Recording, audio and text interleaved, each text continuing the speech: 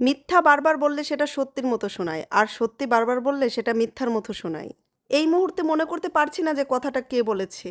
তবে ঠিক এই জায়গায় ফোকাসটা রেখে আমি আজকের ভিডিওটা বানাচ্ছি। লাইভে এসে সবার সামনে বললেন দীপ্তি চৌধুরী তার হাজবেন্ডকে নিয়ে, তোর মতো লুচ্চা টাকলাকে বিয়ে করে আমার জীবন শেষ, তোর সাথে আর সংসার করব না। কেন বলল দীপ্তি চৌধুরী এই কথা জানতে পারবেন আজকের ভিডিওতে। তো চলুন গাইস, একটা লাইক দিয়ে ভিডিওটা শেষ পর্যন্ত দেখতে থাকুন।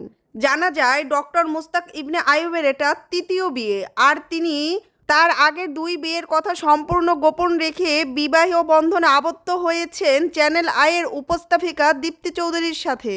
তাদের দুজনের বয়সের ব্যবধান নিয়েও সামাজিক যোগাযোগ মাধ্যমে অনেক ট্রল হচ্ছে।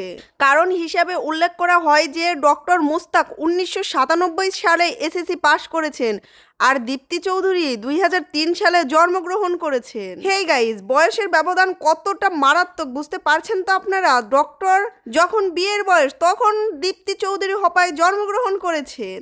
বিয়ের ঠিক একদিন পরেই মুস্তাক ইবনে আইয়ুবের দুই বিয়ের কথা জানতে পারে দীপ্তি চৌধুরী, আর সেটা জানতে পেরেই দীপ্তি চৌধুরী মানসিকভাবে খুব ভেঙে পড়েছে এবং এর ফলে তাদের সংসার জীবনে তীব্র অশান্তি এবং টানাপোড়ার সৃষ্টি হয়েছে। দীপ্তি চৌধুরী মুস্তাক ইবনে আইয়ুবকে ভালোবেসে বিয়ে করেছেন, কারণ সে নিজেই পোস্ট করেছেন ফেসবুকে, যাকে না পাওয়া ছিল আমার হাজারো হতাশার কারণ। এই কথাটাই প্রমাণ করে দেয় দীপ্তি চৌধুরী মুস্তাক ইবনে আইয়ুবকে ভালোবেসে বিয়ে করেছে। কিন্তু কেন তাদের সংসার জীবনে হচ্ছে এমন ঝামেলা? নাকি এগুলো শুধু বানানো গুঞ্জন? সকল তথ্য জানতে হলে চ্যানেলটা সাবস্ক্রাইব করে আমার সাথে থাকুন।